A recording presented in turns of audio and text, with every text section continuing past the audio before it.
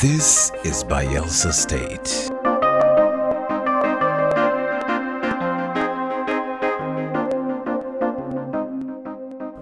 Lush, blessed, truly a land like no other. It is home to millions of Bayelsa people.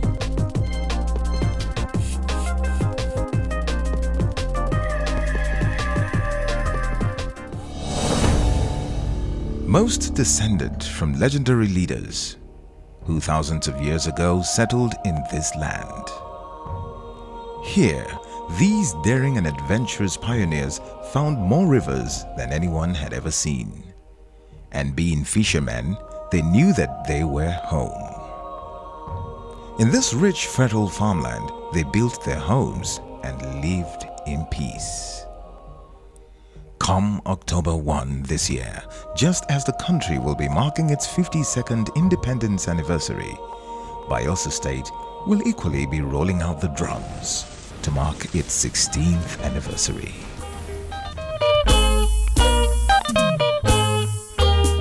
It was created on October 1, 1996. Interestingly, this is the state where crude oil was first discovered in Nigeria in commercial quantity.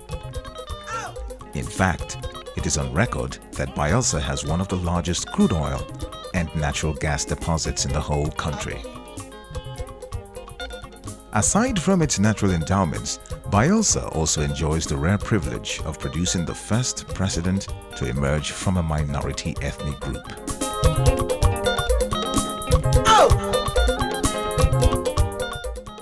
Indeed, this is a rare feat, and to us in Bayelsa State, it is one experience that will remain with us for a long time to come. Naturally, a state like Bayelsa should command and evince the respect and admiration of all, owing to the discovery of oil in commercial quantity in Oloibiri in 1956. The discovery, according to Wikipedia, ended almost 50 years of unsuccessful oil exploration in the country by various companies.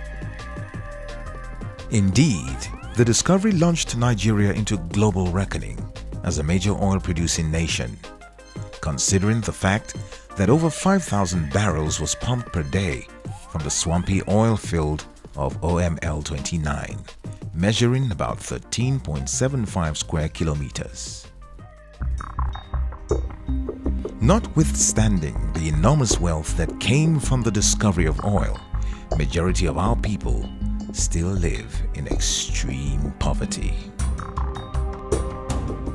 Our farms and once our bountiful rivers became polluted and useless.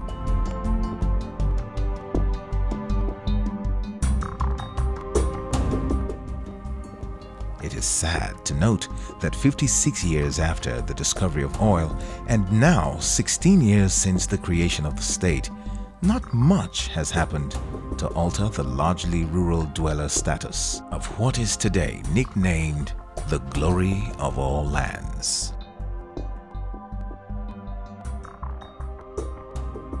Oloibiri, the small creek community where oil was first found in Nigeria, has today become some sort of metaphor. Several authors have written about Oloibiri. We are treating our environment with disdain, and we in Bayelsa live with environmental degradation. As you know, oil exploration and exploitation started here in Yanagwa, in Bayelsa, in Oloibiri, 5 minutes drive from here.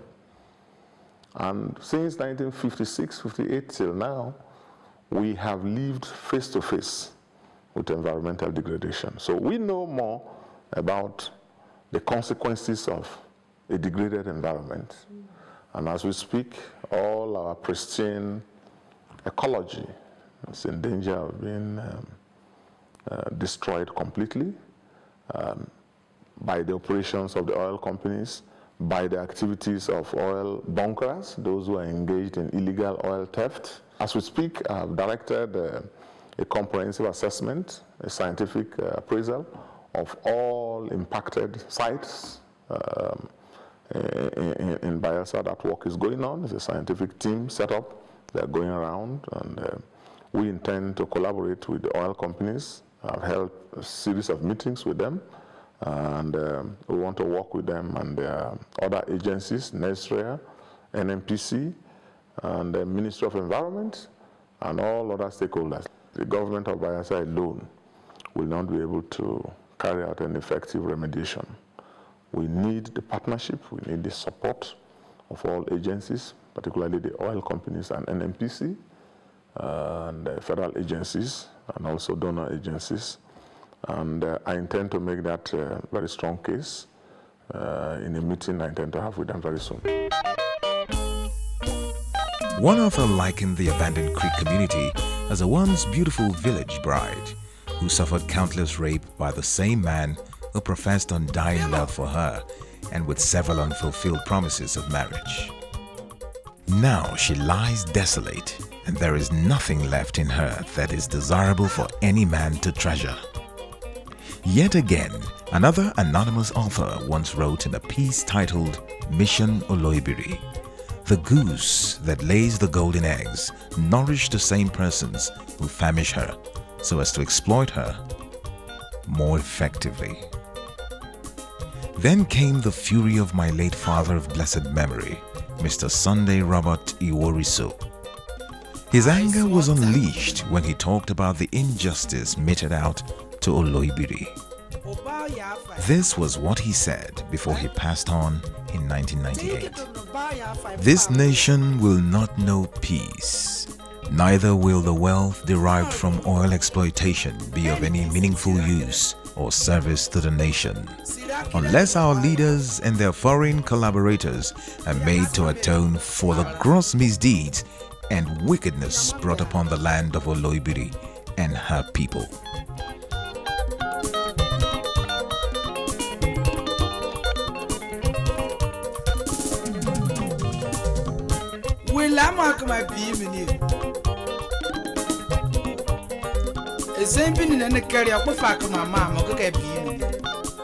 While it may seem inappropriate at this time to raise issues of this nature, given the fact that we now have a president who hails from the same land once forgotten, I guess it is also pointless to state that there have been tons of research and studies carried out over the years to establish the reasons why countries with abundance of natural resources hardly prosper. Oftentimes, the closest these studies have come, perhaps in an apparent bid to unravel the reasons why nations rich in oil, gas, and other mineral resources remain impoverished and economically disadvantaged, is often hinged on the concept of resource curse. Curse is no curse. Some people have alluded to the fact that the emergence of Dr. Goodluck Ebele Jonathan as president was God's own way of compensating the very same deprived people out of whose land oil was first discovered. As good as it sounds, I will be quick to dismiss that line of reasoning as one which smacks of conventional wisdom. President Jonathan, no doubt, is first and foremost a Bayelsan, one in whom we take enormous pride in, for his forthrightness, patriotic zeal, and uncommon leadership insight. Indeed, President Jonathan has exhibited a rare trait of a leader who truly symbolizes our collective resolve and aspiration as a people, earnestly desirous of turning a new page in our country's history.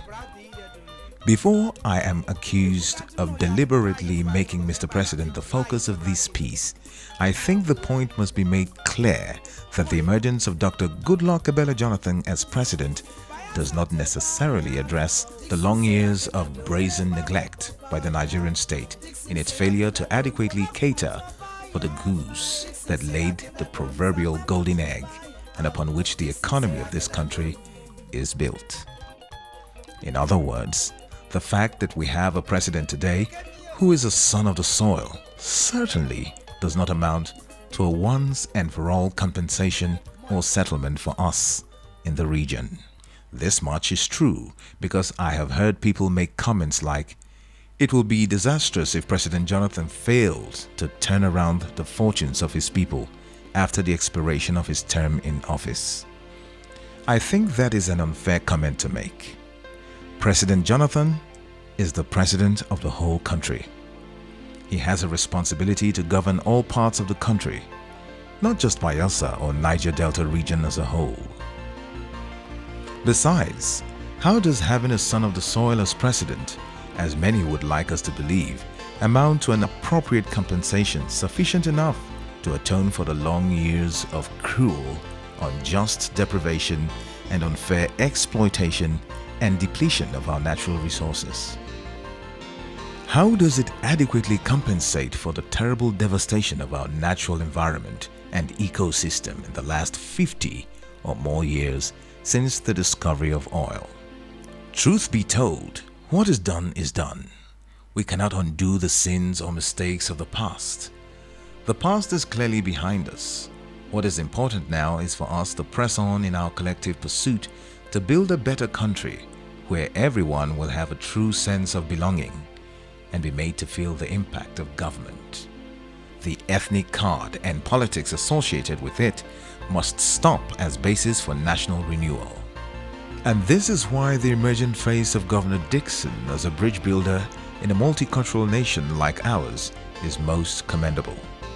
We are seeing a new era of politics of substance, politics of meaning and conviction.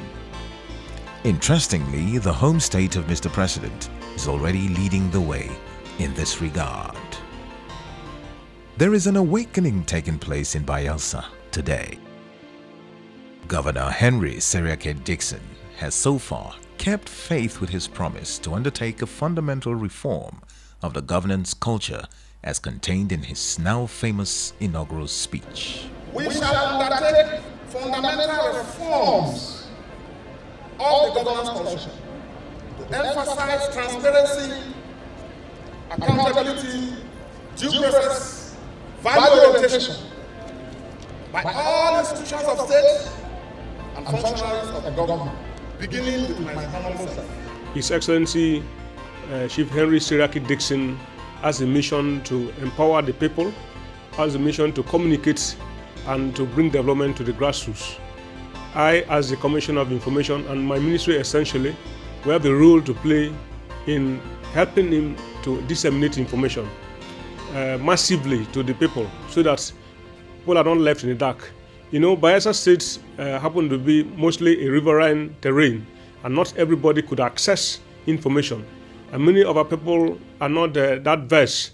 And for this reason, we need to encourage our people to disseminate information to every nook and corner of the state. And this we have been doing by liaising with the Ministry of Science and Technology and Manpower Development to create awareness using our instruments, the three parastatals we have in the states under my ministry, the Niger Delta Television, the Radio Bayelsa, which is now called the Niger Delta Radio, and then the Newspaper Corporation, and many other ways. People pay calls on me, and I use every available opportunity to advertise the programs and the policies of government so that they will abreast with everything that is going on. That is a way to empower them. For good reasons, Bayelsans who hitherto were cynical about politics and politicians due to their penchant for failed promises have had cause to beat a retreat. They are now seeing fundamental things happening in government, unlike the past. The Ministry of Works is to improve the infrastructural base of the states and then change the face of Bayelsa in terms of social infrastructures and investment infrastructures. Investment infrastructure to the extent that we want to use our infrastructures to generate revenue, increase our IGR because we cannot rely on only the federal allocation, and then social infrastructure to ensure that there is free movement of goods and services. And so, like our deep sea port is targeted at revenue generation, that's investment infrastructure. Our airport is also investment infrastructure.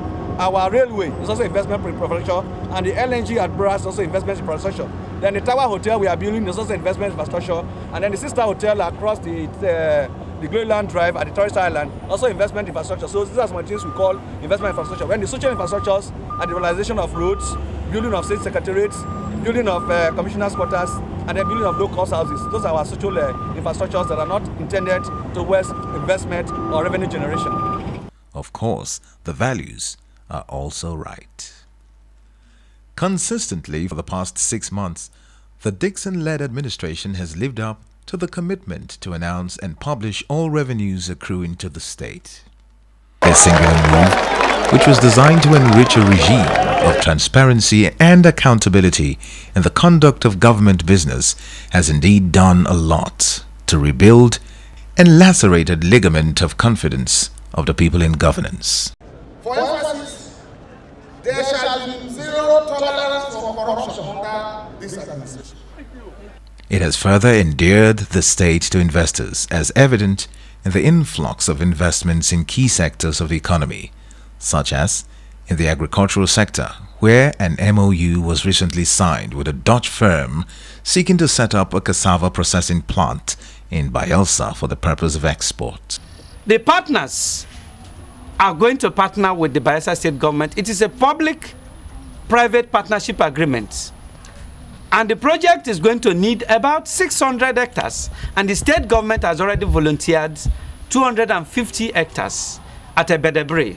The survey has been completed, and soon we are going to start with what is called the multiplication system process of improved cassava variety. That improved cassava variety is going to have very high yields. So when that 40 hectares is cultivated, then they will bring in the factory, the equipment from this Denmark and Hungary, and we are going to set up a cassava factory. That cassava factory is going to process it and get starch. Starch could be used locally and also exported, and is going to be a source of income for the government. It is going to also employ our people. It's also going to impact on the farmers, because even traditional farmers will be taught how to apply and plant the improved varieties of cassava. And they are going to, their harvest will also be bought into by the factory. That is, it is referred to as a buyback arrangement, where the farmers, cassava farmers in Bayelsa State, will also plant and harvest and sell to the factory. Even Delta farmers of cassava is going to benefit. So it's going to be a major source of employment, major source of economy and industrialization for Bayelsa. We are giving this portion of land to enable us come together as a cooperative that take across the 8 local governments. We are about 335 cooperatives and about 6 million women in this cooperative. And we're here to ensure that we do the farming successfully. I'm here to having the inspections with the women and the men here. They are all working to see that we put everything in place, and so that we do the transplanting for the rice. The governor organized a training. We went for National Cereal Research Institute. They came from Niger State, from Bida, to come and give us authentic training on rice production, in order for the state government to have massive rice production in this state. In fact, the training was okay, and we are here in school to learn, practicing the practical aspects of the training we have went for. The governor is very dynamic and is determined to see that rice production should be a massive one. From 2013-2014, we are going to export rice in this state.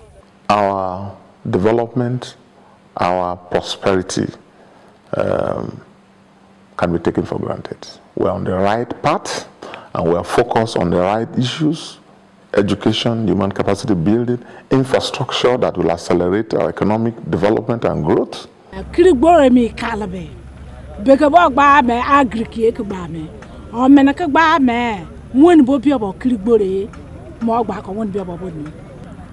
Be idea bin wo probobe ani kimi away bin Dickson Seriake wo be zoin baby dan me away biki be tomo dia ye bakana na wo prome ye bi mere barabe bambi when wo zoin baby okirigboro ka ye fetimi when bambo be mo se bara sinsin yemi enia erbe ni wo dia ye bogba me when white tarbai tu oboy bodaba ebia ko me ngbe ke ba Beye bibi, wo why na kana na be kligboro mbarabu wo manyeni boraba. Timi na kana na wo ziyo wa yiwo na bo na kpo bu aye mo se kpo bu la mbara ko ni mere no. Arboni Seriake Dickson me Bayelsa bembo no kiriboro ibe why dey ye ban. Bembo no roso kiribiko kofro wan mini o. Idea be bike bila money me because o seri bi wo kam mo kiriboro no.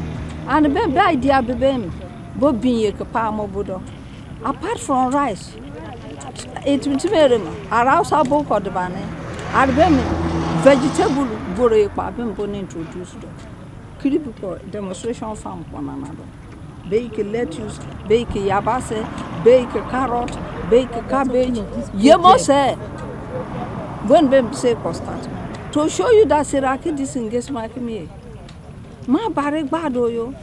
When be also ferbe. Baby just demonstration. After now, Seriake Boris Dickson baratwa and woprio yo bako wakopere. Otu okpoti, barantoro, boros gboro to be almost say why revive yo. Ma bani Southern job perama be almost say why finishing. The way baby, the one of the highest food basket in Nigeria barawai bupayo. Say kunu takamo mo boa pelede gberifa. For quite a number of years have been stagnant. But this government, with my boss, the Honorable Commissioner of Agriculture, is giving me reason to live. Because every day I wake up and he will call me and say, I'm coming. At times, before I will get to the field, he's there already. So that is a very big motivation as me as a professional. It's not the type that we stay at home and say, Richard, go and do work. Before now, we are coming from a PA upland creek. We all were soaked with water. We are moving in the forest. Every day, even on Sunday, we are walking. At times I'm in the church, he will call me that let's go to the field, and we are going. After now, we are even going to another place in Bayelsa farm to expect more fun. So those are the things as a young man, as a professional who believe in agriculture. Those are the things that, drive me most. And I pray that other young men will see the motivation in the government and join hands together with the government and transform agriculture, because agriculture is the way forward. Tourism is also looking up as a strategic means of development, with a basic infrastructure and policy framework being put in place.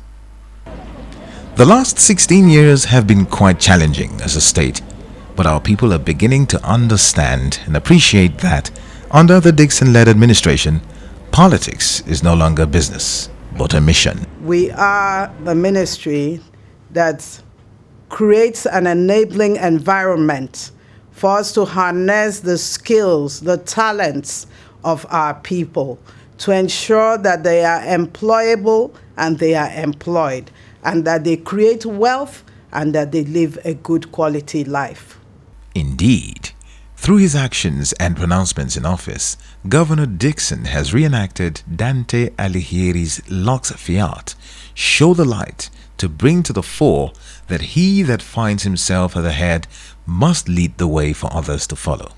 When I identified human capital development as the most compelling need of our time in this state, and that was why during my inaugural, I declared a state of emergency in the educational sector, which I think is the right thing. We have made a lot of commitments, a lot of investments in that sector, and I have no regrets about it.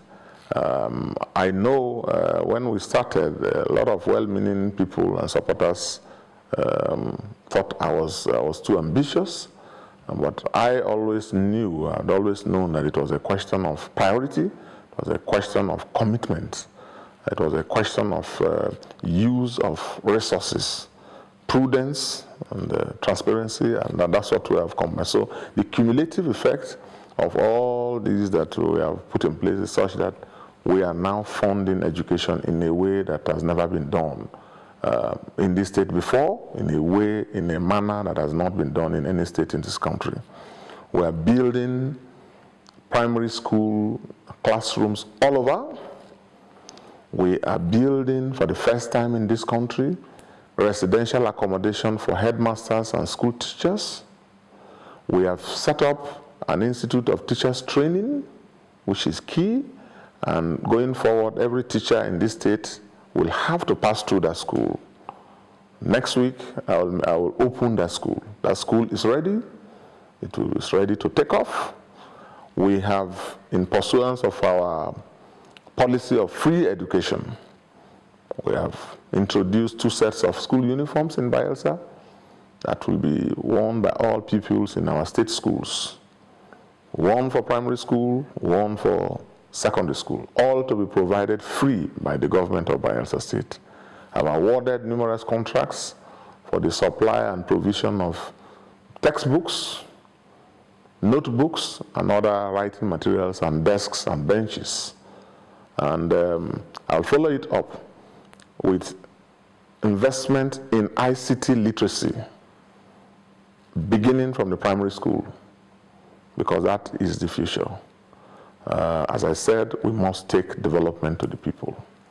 In terms of education, backwardness in education is all over the country, in most especially in the Jaw-speaking areas. And this administration, knowing quite well of that scenario, gave 50 chances to the other Jaw-speaking citizens in the other states. 200 are coming from Bayelsa State, while 50 are from the other various states that have Jaw-speaking citizens, totaling 250. As I'm talking to you, we've sent them out to their various schools. And we've paid upfront their school fees, and this will continue. That also, to see that we catch up with the great needs, the fast great needs of education. Bayelsans are truly persuaded that the restoration agenda is well on track. Only recently, the Federal Civil Service Commission shortlisted 279 Bayelsa State indigents for entrance examination into the federal service. Now, what my ministry did was to, first of all, publicize that fact, because we find that in times past, even before the candidates hear of the exam is over. And so we took those names and we publicized it, and we let the people know that they have been so shortlisted. And then we went a step further by organizing a preparatory coaching workshop for these candidates. The workshop was excellent. The candidates were so happy with the knowledge that they acquired at that workshop.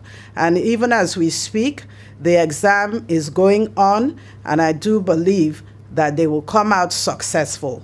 This is very important to us because we do find that the Bayelsa State citizens have not filled their quota in the federal service.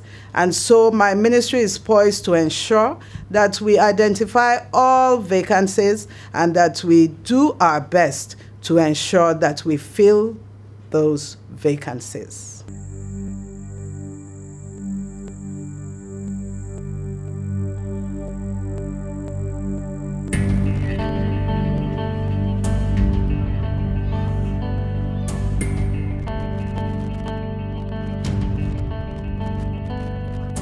The ban on commercial motorcycle has given way to brand new restoration taxi cabs and buses, now visibly plying the streets of Yenagoa and its environs. Wow, I'm the only female cab driver in Bayelsa State, and I'm loving it. I'm enjoying what I'm doing, serving the masses, taking people around to wherever they want to go to. It's cool. There is also the massive restoration of decrepit infrastructure, reformation of the institutions of good governance, strict enforcement of law and order in line with our avowed commitment to ensure zero tolerance for crime and criminality. The Dickson-led administration have no doubt made the necessary investments in security in order to create and sustain a secure society governed by the rule of law. So that we can broaden the base of our economy. And so many other things. We have a very ambitious and robust agenda, and it's all for the good of our people. So to all Bayelsans, I tell you, your time for greatness and glory has come.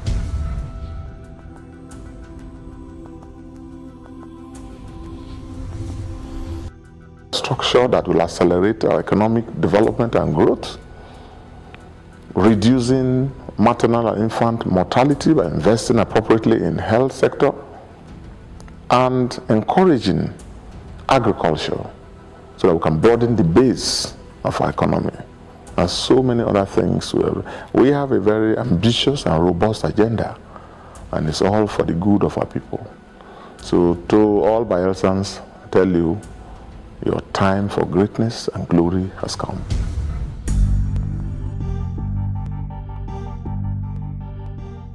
Even more evident is Governor Dickson's astute resolve to deliver on education, giving his principled stand on the development of the human capital. This is one area the governor is very passionate about. That is why he described it as our most compelling and urgent need. Little wonder his declaration of state of emergency for the sector immediately resulted in the pronouncement of the policy on free and compulsory education for all our children in primary and secondary schools, with emphasis on computer literacy, science and technology. This policy has since taken effect, so also is the rebuilding of educational infrastructure.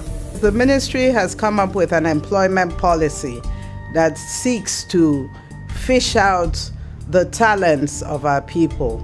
We seek to ensure that every citizen is either gainfully employed or self-employed or undergoes the necessary training to bring out their skills.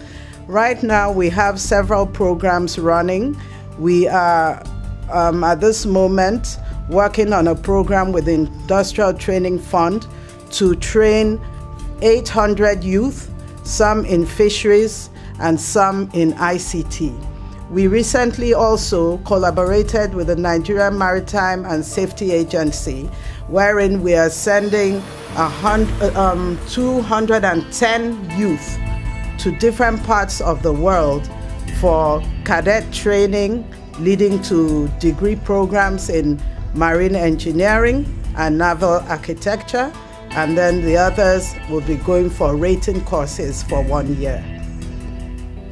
Bayelsa State is fast becoming the epicenter of educational excellence. Never in the history of Nigeria, with exception to the regime of the Western Regional Government, under the able leadership of Chief Obafemi Awolowo, has any state government taking such keen interest in the education of its citizens like Governor Dickson has done. For the first time in the history of the state, tuition-free education is further backed up by provision of free school uniforms, writing materials, exercise books, school sandals, including the supply of state-of-the-art furniture to enhance the quality of learning for every Bayelsan child. Quality education has become an economic necessity, taking cognizance of the challenges of the modern knowledge economy. In the recent times, you would have noticed that so many big companies are coming into the state, and they're coming in to do infrastructure work, and we are therefore collaborating with the Ministry of Works and Infrastructure in the state. We are saying to the companies, what is the percentage of the Bayelsa State indigents in your workforce? We know that there are existing laws, both national and state laws, that require that companies working in Bayelsa State have a certain percentage of their workforce from amongst the citizens.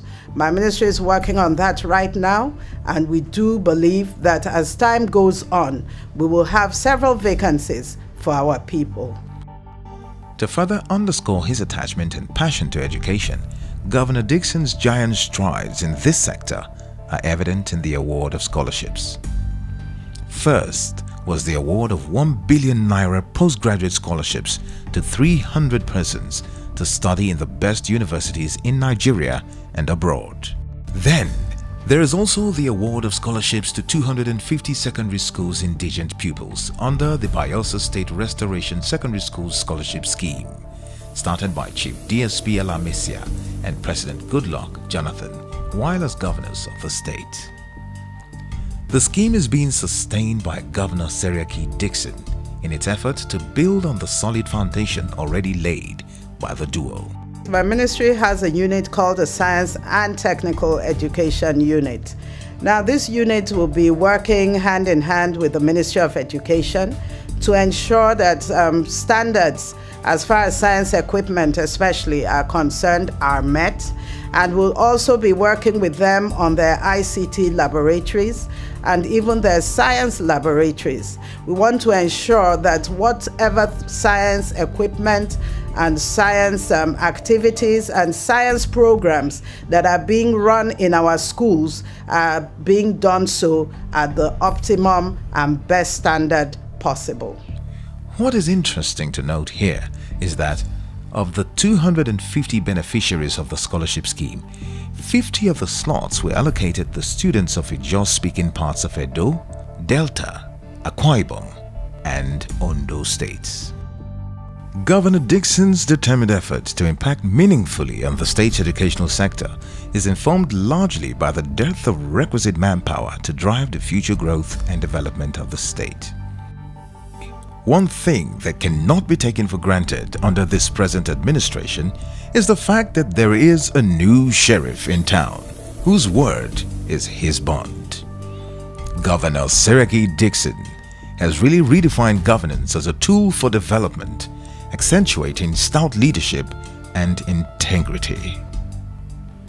As reckoned by President Barack Obama, in the face of impossible odds, people who love their country can change it. We are living this reality in Bayelsa. The boundless energy, vision, and love for our dear state have been very critical in the making of a new Bayelsa state. We can all see the consciousness and patriotic spirit to properly actualize the great deeds behind the creation of the state, while also building on the legacy of the founding fathers. Sure, there is more to come. The 16th anniversary of the creation of Bayelsa State means a lot, not only to the Bayelsa man, but to the entire Ijaw nation. Because as we've aptly described, Bayelsa State is the Jerusalem of the Ijaw nation. It is the place where is the centerpiece and a rallying point of all Ijaws far out of the reach of the globe.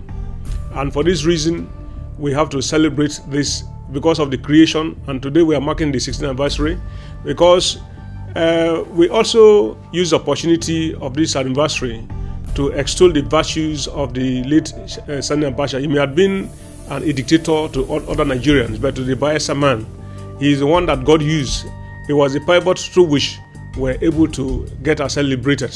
He was the Moses that God brought at that time. He would have been a villain, but he was the one that God brought to liberate the Bayelsa man, the Ijaw man, from the shackles of oppression. And this marks the 16th anniversary. If not for the creation of Bayelsa State, our people will have still been living in the waterfronts of Port Harcourt and other shanty places like in Lagos and other Ajingules and so on and so forth. But thank God for the creation of this state. Happy 16th birthday, our dearly beloved state of Bayelsa, the land of new opportunities and endless possibilities.